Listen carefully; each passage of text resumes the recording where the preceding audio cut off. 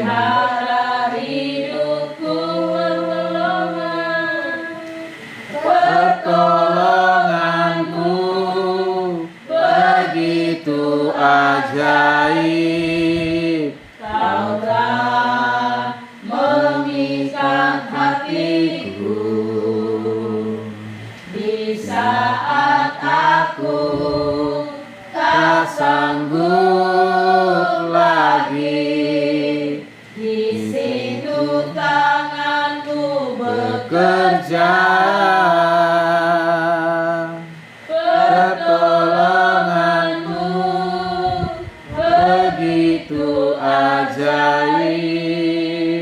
Kau telah memikat hatiku, kini mataku tertuju padamu. Ku rasakan kasih-Mu, Tuhan, pertolongan-Mu begitu ajaib. Kau telah memikat hatiku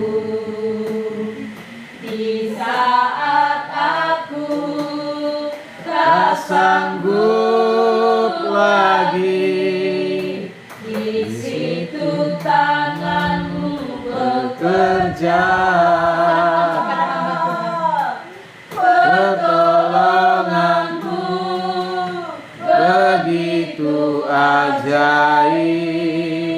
Kau telah memikat hatiku, kini mataku tertuju padamu. Ku rasakan kasih-Mu, Tuhan. Ku rasakan kasih-Mu, rasakan kasih-Mu, Tuhan. Sekali lagi ku rasakan kasih-Mu, rasakan kasih-Mu,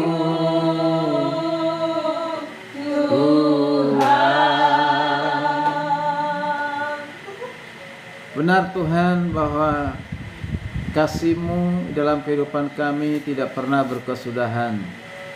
Itulah sebabnya mata kami, hati kami, iman kami, seluruh hidup kami tertuju kepada Tuhan yang senantiasa menolong kami. Dan pertolongan Tuhan tidak pernah terlambat. Saya boleh menikmati segala pertolongan Tuhan sampai hari ini. Itu semua karena kasih Tuhan, semua karena anugerah Tuhan. Terima kasih Tuhan. Dengan apa kami membalas segala pertolongan Tuhan, selain kami memuji, menyembah, mengagungkan nama-Mu dan menyerahkan seluruh kehidupan kami dalam tangan kuasa Tuhan. Terima kasih untuk malam hari ini kami boleh bersama-sama kelompok tubuh bersama ini memuji Tuhan, menyembah Tuhan. Bahkan teristimewa kami akan sharing, belajar, diskusi akan kebenaran firman-Mu. Biarlah Roh Kudus yang menerangi hati dan pikiran kami. Bukan saja kami mengerti, tapi kami siap menerimanya, mengerjakannya, melakukannya, bahkan membagikannya kepada orang lain. Terima kasih Tuhan. Kami siap menikmati sabda Tuhan, firman Tuhan. Terpujilah nama Tuhan, firman yang hidup dalam nama Yesus. Setiap kita yang siap diberkati dengan firman Tuhan berkata dengan semangat, amin. Ya, puji Tuhan. Shalom, selamat malam. Shalom. Apa kabar? Dahsyat luar biasa. Dahsyat luar biasa. Mengapa luar biasa? Karena Yesus kita Luar biasa. Karena Yesus kita Dahsyat. luar biasa. Puji Tuhan. Ya, setelah kita libur 1 minggu yang lalu ya. Ya, karena kita full camp, yaitu apa? Pulang kampung ya. Puji Tuhan, kembali bersama-sama malam hari ini, semua karena penyertaan Tuhan, semua karena anugerah Tuhan. Ya, kita akan melanjutkan bahan kelompok itu bersama yang ada di buku, tapi saya coba bahas dari ayat yang sama, tapi pendekatan yang berbeda, supaya langsung berhubungan dengan temanya, ya, itu bagian yang kelima. Ya, seingat saya bagian yang kelima itu belum. itu bicara tentang kerendahan hati sang raja. Betul ya? Belum ya? Ya, karena beberapa kali kita terlambat ya. Mungkin yang lain sudah melewati itu. Tapi kelompok KTB Immanuel kita masih masuk ke yang kelima, yaitu kerendahan hati sang hamba atau sang raja? Sang Raja. Sang raja. Oke, kita akan baca bersama-sama nas Alkitab, yaitu di Yohanes 13 ayat 1 sampai 17. Yohanes berapa? 13 ayat 1 sampai 17. Oke. Nah, dimulai membaca dari Ona ya. Ayat 1 ya, ayat 1. Kemudian ayat yang kedua ya, Gembala dan seterusnya sampai nanti mutar ke Nurdini Gulo SPD, dan saya nanti lanjutkan dengan ayat yang terakhir ya. Oke. Sampai berapa Mas? Sudah? Dimulai dari Ona dengan semangat. 2, 3 ya. Sementara itu, sebelum hari raya Paskah mulai, Yesus telah tahu bahwa saatnya sudah tiba untuk beralih dari dunia ini kepada Bapa. Sama seperti Ia senantiasa mengasihi murid-muridnya, demikianlah sekarang Ia mengasihi mereka sampai kepada kesudahannya. Mereka sedang makan bersama dan Yesus telah membisikkan bersama dalam hati Yudas Iskariot, anak Simon, untuk mengkhianati Dia. Yang ketiga, Yesus tahu bahwa Bapaknya mengajarkan segala sesuatu kepadanya, dan bawalah Dia Allah dan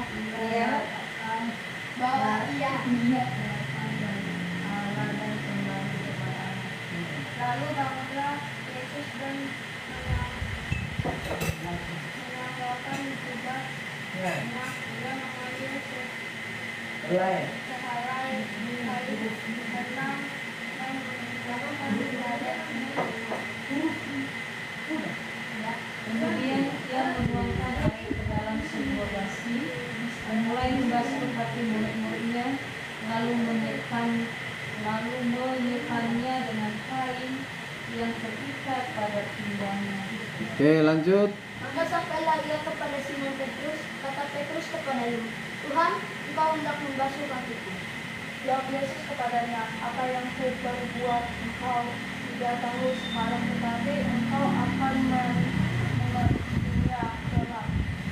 Kata Petrus kepadanya, engkau tidak akan membasuh kakiku sampai selama-lamanya. Jawab Yesus, jikalau aku tidak membasuh engkau tidak dapat bagian dalam aku.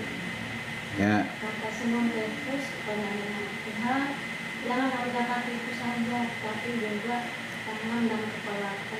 Kata Yesus kepadanya, barang siapa telah mandi, ia tidak usah membasuh diri lagi, selain membasuh kakinya, karena ia sudah bersih seluruhnya. Juga kamu sudah bersih, hanya tidak semua. Sebab ia tahu siapa yang akan menyerahkan dia, karena itu ia berkata, tidak semua kamu bersih. Ya, ayat 12. Sesudah ia membasuh kaki mereka, ia mengenakan pakaiannya dan kembali ke tempatnya. Lalu ia berkata kepada mereka, mengertikah kamu apa yang telah kuperbuat kepadamu? Kamu menyebut aku guru dan Tuhan, dan katamu itu tepat, sebab memang akulah guru dan Tuhan. Ayat 14, jadi jikalau aku membasuh kakimu, aku yang adalah Tuhan dan gurumu, maka kamu pun wajib saling membasuh kakimu. 15, sebab aku telah memberikan suatu teladan kepada kamu, supaya kamu juga berbuat sama seperti yang telah kuperbuat kepadamu. Aku berkata kepadamu, sesungguhnya seorang hamba tidaklah lebih tinggi daripada tuannya, ataupun seorang utusan daripada dia yang mengutusnya. Ayat terakhir 17, bersama-sama 2, 3 ya. Jikalau kamu tahu semua ini, maka berbahagialah kamu jika kamu melakukannya. Puji Tuhan. Yang berbahagia adalah kita yang membaca, merenungkan, melakukan kebenaran firman. Yohanes 13 ini ayat 1 sampai 17 bahkan sampai selesai, ini adalah percakapan Yesus dengan murid-muridnya, ya, murid-muridnya sebelum Paskah. Nah, ini kita lihat bersama-sama di sini ada satu peristiwa yang luar biasa di mana dikatakan bahwa Yesus itu adalah Mesias, Yesus itu adalah sang raja, bahkan dikatakan Yesus itu adalah guru. Terutama ayat 13 itu kita perhatikan ya, dikatakan begini ya, 13 ya. Inilah salah satu kalau misalnya ada orang bertanya, mana ada Alkitab Yesus mengakui dirinya Tuhan? Nggak ada, kata banyak orang. Nggak pernah Yesus mengatakan akulah Tuhan, sembahlah aku. Nggak pernah Yesus mengatakan demikian, tidak ada ayat Alkitabnya. Nah, salah satunya ayat 13 ini ya. Apa dikatakan oleh Yesus? Kamu menyebut aku guru, pengajar ya berarti ya, dan Tuhan. Jadi murid-muridnya memanggil Yesus itu guru, pengajar, dan memanggil Tuhan. Nah, lalu kata Yesus mengatakan begini, ya. Dan katamu itu tepat. Katamu itu tepat, katamu itu benar, bahwa aku memang akulah apa? Guru dan Tuhan.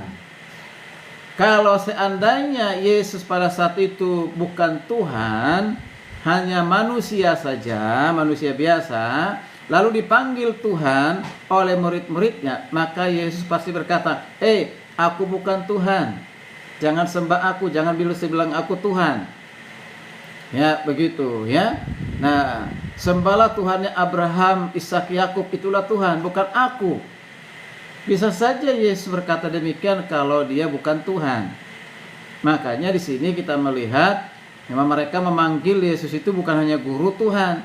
Lalu Yesus mengatakan, benar, tepat, aku ini adalah guru dan Tuhan. Nah, inilah salah satu ayat yang bisa kita gunakan ketika ada orang meragukan Yesus Tuhan dengan mengatakan tidak ada pernah Yesus berkata akulah Tuhan. Nah, ini dan banyak ayat-ayat yang lainnya ya. Nah, maka hari ini kita mau belajar tentang kerendahan Yesus, yang Yesus itu adalah sang raja. Yaitu apa? Kerendahan hatinya. Ya, jadi kerendahan hatinya. Nah, kalau kita lihat cerita di sini, ini kan bicara tentang apa ini? Di Yohanes 13 ayat 1 sampai 17 ini. Dari apa yang kita baca tadi ada terekam nggak di pikiran kita? Ada yang nyangkut lah di pikiran kita, di hati kita.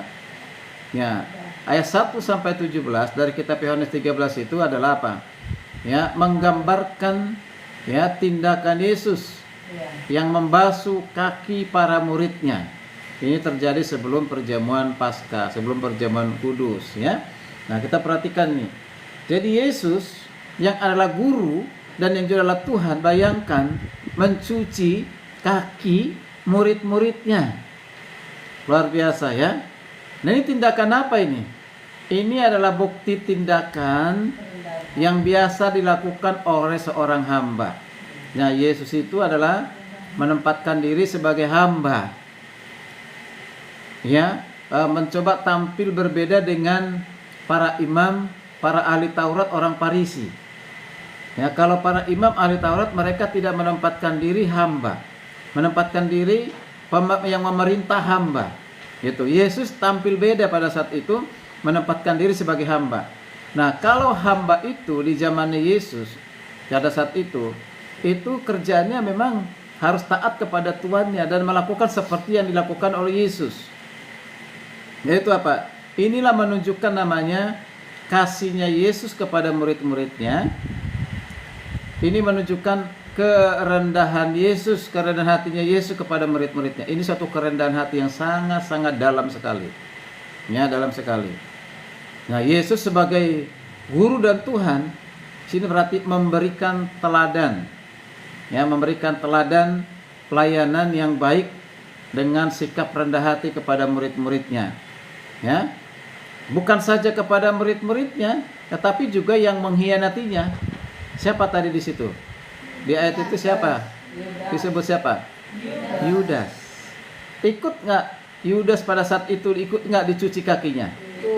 Ikut. Padahal ini pengkhianat ini. Orang yang dekat dengan Yesus sudah dipilih. Wah, luar biasa. Ternyata memang pengkhianat itu orang-orang dekat dengan kita kok. Nah itu. Tidak ada pengkhianat tiba-tiba datang pengkhianat kita. Itu nggak ada itu. Kita lihat zaman Yesus. Jadi di sini melalui tindakan Yesus mau mengajarkan tentang apa? Kebesaran hatinya. Sekalipun dia Tuhan yang berkuasa di bumi dan di sorga, yang telah menjadi manusia, dia tidak menonjolkan kekuasaannya itu di depan murid-muridnya. Akulah Tuhan, seolah-olah merendahkan orang lain. Nah, kau harus tunduk kepadaku. Tidak demikian. Ya, inilah yang disebut dengan Yesus itu manusia sejati dan juga adalah Allah yang sejati. Nah, tadi kita lihat di mana kerendahan hati Yesus. Terletak di mana kerendahan Yesus?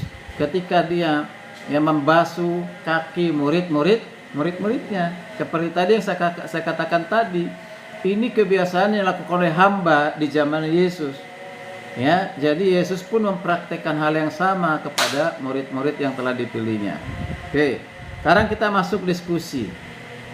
Ya, diskusi. Nah, pertanyaan yang saya gunakan bukan pertanyaan yang ada di sini, tapi ada di grup. Ada nggak di grup KTB? Grup KTB.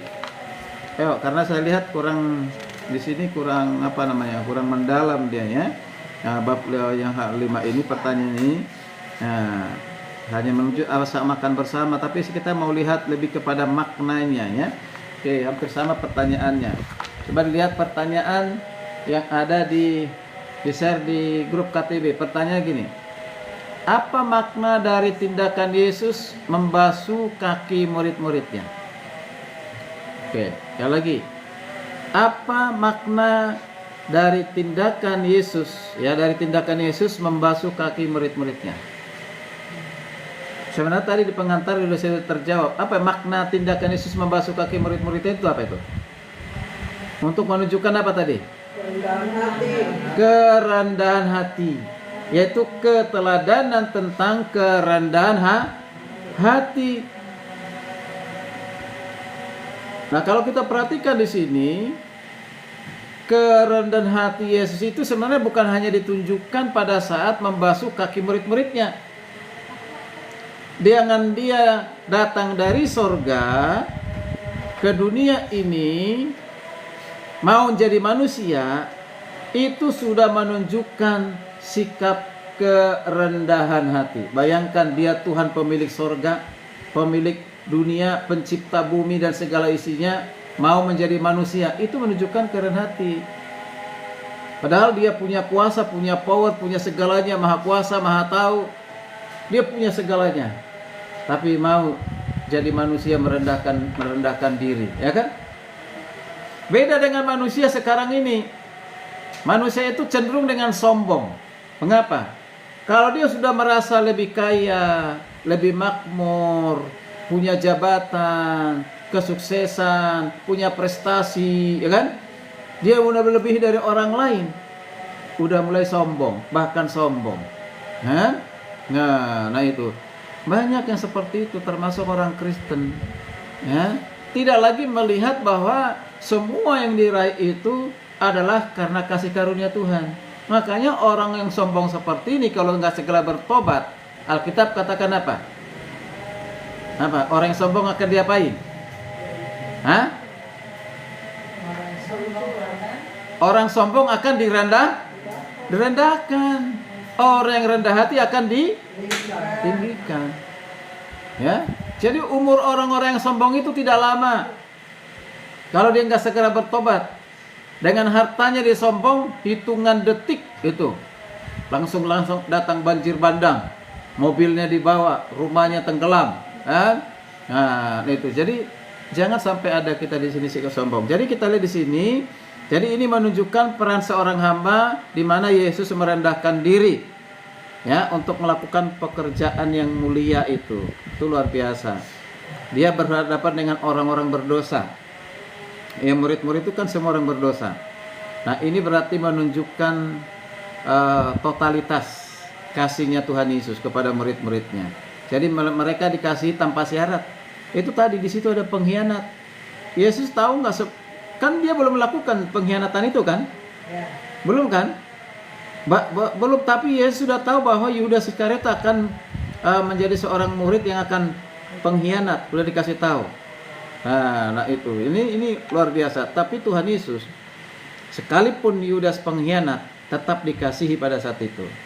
Dengan murid-murid yang lain, semua pada saat itu dianggap oleh mungkin banyak orang, mereka itu orang-orang kotor, orang-orang yang tidak ada nilainya di orang Farisi ahli Taurat, karena mereka banyakkan ada penelayan. Nah, pekerjaan nelayan itu pada saat itu pekerjaan rendahan itu, ya nggak dianggap gitu, sehingga mereka tidak ada yang terkenal nelayan itu. Kemudian ada pemungut cukai yang si Lewi, ya Matius, ya kan?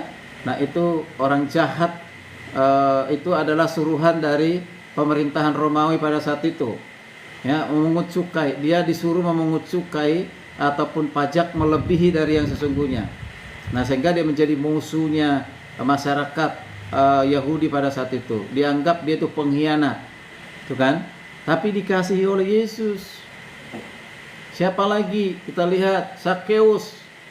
Sakeus itu juga adalah pemungut cukai. Dia juga apa? Ya, kita lihat didatangi oleh Yesus. Dia mendatangi Yesus. Setelah bertemu dengan Yesus, kau akan menumpang di rumahku. Diprotes orang ahli Farisi oleh Taurat. Nah, dia menumpang di rumah orang berdosa. Nah itu, ya. Nah kita lihat itulah manusia, banyakkan menghakimi. Jadi jelas di sini apa yang dilakukan oleh Yesus itu. Sekarang kita lihat makna tindakan Yesus itu membasuh kaki murid-muridnya dari isi kerendahan hati, tapi kita lihat juga simbol yang lain, menunjukkan yang lain. Kalau mencuci itu biasanya untuk apa? Supaya apa? Supaya bersih, ya. Jadi itu suatu Yesus mau menunjukkan untuk membersihkan mereka dari dosanya. Ya, bukan berarti kalau dicuci kaki otomatis dosanya bersih, bukan begitu. Nah ini simbol pembersihan secara rohani, ya secara rohani. Nah makanya kita perhatikan Yesus di sini memberitahu kepada Petrus bahwa tanpa dibasuh maka tidak berhak ikut aku. Tanpa dibasuh, tanpa engkau disucikan, dibersihkan dosamu, engkau tidak bisa mengikut aku. Bukan, maka kita harus mengerti maknanya itu. Jadi bukan sekebetulan hanya sekedar mencuci kaki dengan air, bukan. Ya. Nah, ini menunjukkan apa? Menunjukkan kerendahan Yesus, hati Yesus untuk apa? Ya, untuk membersihkan, mengampuni segala dosa kesalahan mereka. Ini menunjukkan persekutuan Yesus dengan murid-muridnya itu sangat dekat sekali. Sangat dekat sekali. Jadi perbedaan perbedaan profesi, perbedaan ekonomi, perbedaan tingkat sosial itu tidak menjadi penghalang buat Yesus. Ya? Nah, itu. Mengapa? Karena begitu dekat dengan mereka. Nah, itu pertanyaan pertamanya. Jadi maknanya udah jelas ya, dua maknanya. Makna yang pertama apa tadi?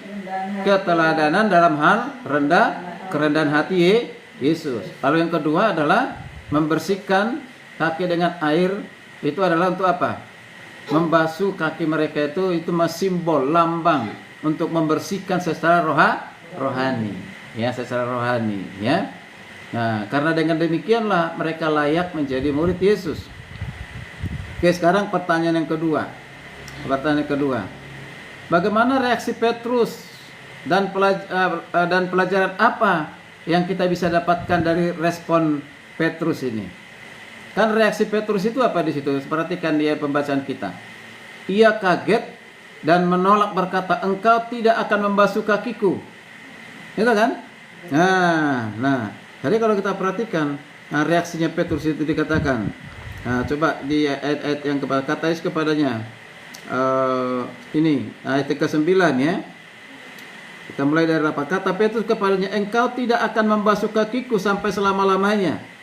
Jawab Yesus, jikalau engkau tidak membasuh engkau tidak mendapat bagian dalam aku. Ini reaksi Petrus ini sepertinya dia kaget gitu. Menolak dengan berkata, engkau tidak akan membasuh kakiku. Nah, apa yang kita mau perhatikan dari ini? Ya, dari respon ini. Nah, jadi ini kadang-kadang orang hanya dua kemungkinan, merasa layak, merasa pantas, merasa tidak layak. Nah kan? Itu yang ada kan? Sekarang ini aneh, kalau orang ditolong merasa dirinya adalah orang yang layak ditolong. Ya memang saya harus ditolong dan kau jadi penolong kan gitu. Padahal kita tolong orang seseorang itu ya karena kita memang mengasihi, bukan karena dia layak ditolong kan gitu. Tapi kalau kita melihat sikapnya dia, karakternya dia, ya kan, yang menjengkelkan, tidak tahu diri, ya kan, nah tahu diri. Nah, kita kadang-kadang wajar itu dan manusiawi kalau kita kecewa kepada orang yang udah pernah kita tolong, kita berbuat baik kepada dia, tapi tidak tahu diri, malah mengecewakan kita.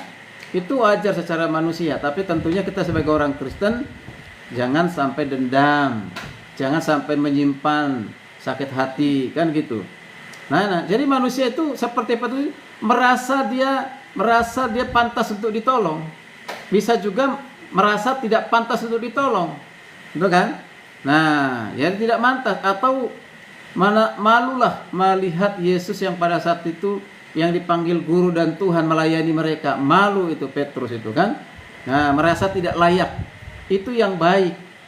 Ya, itu yang baik. Jangan selalu menempatkan diri kita ini terutama di hadapan Tuhan layak. Ya kan? Kita harus mengatakan aku tidak layak tapi dilayakkan oleh Tuhan. Aku sebenarnya tidak layak untuk ditolong tapi karena kasihnya aku ditolong. Gitu.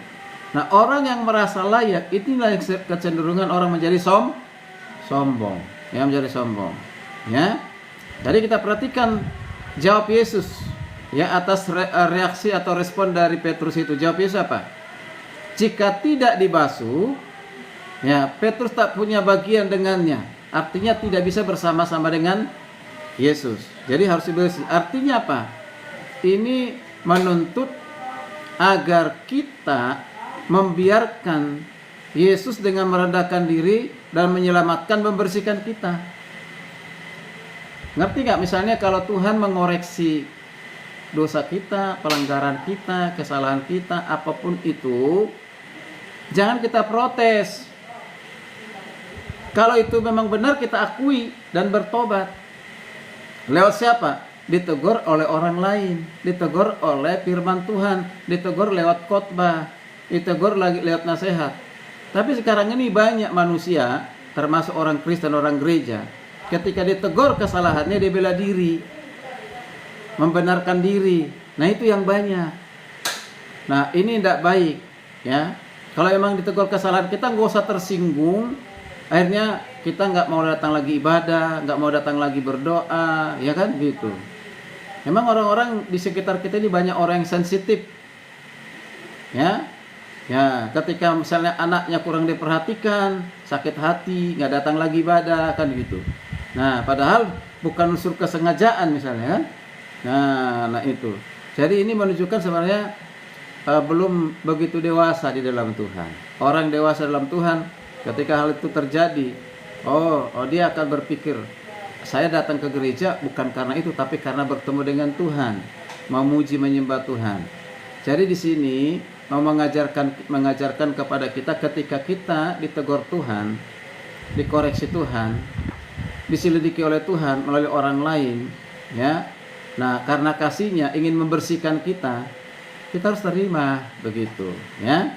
Kita harus menyadari, jangan kita merasa menempatkan diri layak gitu. Menempatkan diri selalu tidak layak karena kita manusia berdosa. Ya, begitu ya. Oke. Lalu yang berikutnya kita perhatikan. Pertanyaan diskusi yang ketiga. Itu kan dikatakan, aku telah memberikan suatu teladan kepada kamu. Apa artinya itu? Nah, coba kita perhatikan ya. Ya, ayat berapa itu yang menunjukkan? Aku telah menunjukkan teladan kepada kamu. Ayat berapa itu? Ya, ayat berapa? Ayat berapa? Ayat ke-15 ya. Ayat 15. Perhatikan. Dia katakan apa? Sebab aku telah memberikan suatu teladan kepada kamu, supaya kamu juga berbuat sama seperti yang telah kuperbuat kepadamu. Apa yang ditunjukkan Yesus sebagai teladan? Tadi kerendahan hati, itu ya. Nah, jadi di sini Yesus mengatakan begini. Kalau aku sudah menunjukkan tindakan teladan kepada kamu, tujuannya adalah supaya kamu juga seperti saya. Gitu loh. Ya kan? Nah, jadi Yesus di sini bukan hanya sekedar memproklamasikan dirinya yang adalah contoh teladan, enggak. Kalau Yesus berkata, sebab aku telah memberikan suatu teladan kepada kamu, supaya kamu juga berbuat demikian. Artinya supaya kamu juga menjadi teladan. Nah, jadi tindakan kerendahan hati Yesus itu harus kita teladani, ya. Jadi kita ini dipanggil, kita harus sadar dari orang berdosa, orang yang jahat, orang yang bercacat celah, dibersihkan, diangkat jadi muridnya oleh Tuhan Yesus. Nah, kita dipilih dari segala latar belakang kita, tidak menghitung dosa kita, kejahatan kita, kita dipilih. Maka dengan demikian kita harus rendah hati, ya. Itulah sebabnya selalu kita katakan hidup ini hanya karena apa? Anugerah, kasih karunia. Ini untuk mengatasi segala kesombongan ya begitu. Oke, kemudian pertanyaan yang keempat ya. Bagaimana tindakan Yesus mencerminkan kerendahan hati dan kasih sejati? Kalau kita perhatikan di sini, ya. Pelayanan Yesus dengan menunjukkan kerendahan hati itu sekaligus menunjukkan kasihnya dan juga menunjukkan kelemah lembutannya. Dia lemah lembut. Bayangkan bertemu dengan beberapa orang yang punya latar belakang yang berbeda ya. Nah, cara berpikir yang beda, ada yang cepat, ada yang lamban, ada yang pengkhianat dan macam-macam di situ. Nah, kalau kita menghadapi orang seperti ini belum tentu kita bisa. Tapi Yesus menunjukkan, ya bukan karena dia Tuhan dia bisa, tapi dia menunjukkan sebagai manusia, dia menunjukkan itu. Ini sekaligus sebenarnya Yesus mencerminkan bahwa dirinya tidak menuntut penghormatan kepada orang, menuntut supaya dia dihormati. Enggak. Ya. Ini kalau kita melihat di sini kerendahan hati Yesus itu mau menunjukkan bahwa dia tidak meminta hargailah aku, hormatilah aku, seperti orang Farisi ahli Taurat itu kan selalu menempatkan diri untuk dihargai, dihormati. Nah itu. Nah, Kyo dipendengar dong sayang ya, supaya kamu diberkati ya. Nah, jadi ini. Jadi ketika Yesus sekali lagi menunjukkan kerendahan hati supaya kita teladani, lalu yang kedua itu adalah menunjukkan tidak menuntut penghormatan. Ya kan gitu ya. Nah, penghormatan. Nah, bagi manusia seringkali menempatkan diri untuk selalu apa? Dihormati. Kalau nggak dihormati marah, emosional. Nah itu. Lagi kalau udah merasa dia atasan, merasa dia pimpinan, merasa dia orang berkorban, ya, lalu nggak dihargai dengan pemberiannya, dia akan bisa marah. Nah ini berarti kalau orang seperti ini, dia berarti dia memberi kepada manusia, ya kan? Tapi kalau dia memberi kepada Tuhan, sekalipun nggak dihargai, dihormati orang lain, mungkin diabaikan dan diperhitungkan orang lain, dia nggak perlu marah, ya, gitu, ya. Inilah yang kita lihat ciri khas yang luar biasa dari Yesus yang tidak pernah memegahkan diri, selalu merendahkan diri di hadapan murid-muridnya. Merendahkan diri itu dibuktikan dengan kasihnya, mengulurkan tangannya, mencuci kaki murid-muridnya. Karena tadi itu ingin saya kasih tahu sama si Muru, tolong siapin dulu ember, kita mempraktekkan nanti malam ini di KTB mencuci kaki, gitu. Nah, nantilah kalau kita retreat ya, nah kita lakukan itu, praktek langsung ya. Jadi di sini Yesus ini mengasihi bukan hanya sekedar kata-kata, tapi adalah tindakan yang konkret. Oke, yang terakhir mari kita perhatikan ya. Yang terakhir di sini yang menjadi penting untuk perhatikan yaitu prakteknya dalam kehidupan kita. Ya, penerapan dalam kehidupan kita. Jadi sebenarnya yang dilakukan oleh Yesus ini kan budaya pada saat itu. Budaya seorang hamba mencuci kaki. Nah, itu dilakukan oleh Yesus kepada murid-muridnya. Ya, kepada murid-muridnya. Nah, mau menunjukkan kepada murid-murid itu, nanti kalau kau menjadi pelayan, ya pelayanku, kamu harus melakukan seperti yang saya lakukan ini. Kan dia akan ditinggalkan mereka kan? Mereka lakukan gak itu? Lakukan. Nah sekarang kan murid-murid itu sudah nggak ada, berarti siapa yang melakukan itu? Kita. Ya, kita, gereja, hamba-hamba Tuhan, gitu ya. Nah, hamba-hamba Tuhan, jadi pemimpin gereja, jadi harus melakukan sesuatu pelayanan yang menunjukkan dia teladan, keren hati, ya. Jadi bukan lagi menunjukkan bahwa dia seorang yang layak dihargai, diakui, terima ini, terima itu, terima ini yang lain. Kalau orang tidak siap seperti itu, iri hati. Misalnya, teman-teman saya itu banyak yang jadi hamba Tuhan pendeta di gereja-gereja tertentu, itu layaknya pegawai negeri. Ya, diperlakukan. Tiap bulan gajian, disiapin rumah, kebutuhan-kebutuhan lain disiapin.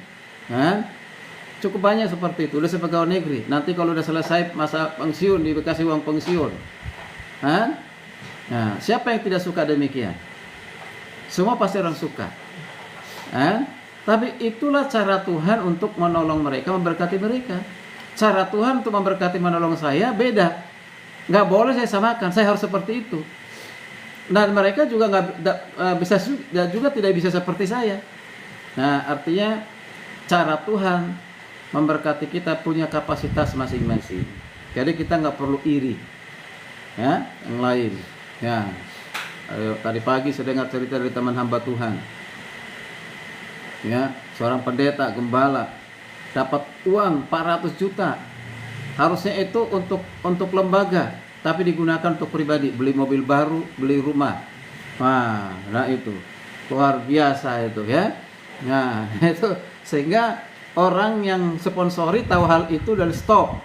Aku berikan untuk pelayanan, bukan untuk dirimu, kan begitu. Nah, saya pikir coba itu ke kita, langsung beli ruko itu. Jadi nggak usah kepada gembalanya, kan begitu ya. Luar biasa ya. Oke. Nah, sekarang tantangan kita supaya kita jangan sampai sombong tetapi rendah hati. Orang yang sombong itu karena menonjolkan ego, egoisme, yang hanya memikirkan diri sendiri ya. Atau ego ingin, orang yang suka pamer itu juga ego. Nah, itu mereka kesombongan. Orang seperti ini pasti sulit merendahkan hati. Ya, pasti itu. Ya, dan juga menempatkan dirinya selalu ingin dihargai, ingin dihormati. Nah, itu kalau sudah egonya menonjol. Nah, solusinya apa? Solusinya apa? Ingatlah Yesus. Yesus yaitu yang adalah Sang Raja, Mesias, adalah Tuhan, menunjukkan kerendahan hati. Itu. Kalau kita sudah mulai agak sombong, ingat Yesus, itu aja. Ya, ingat Yesus, itu solusinya.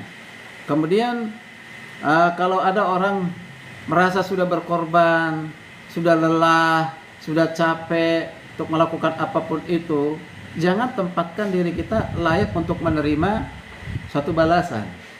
Nah kan? Nah, kalau enggak, kita akan merasa letih.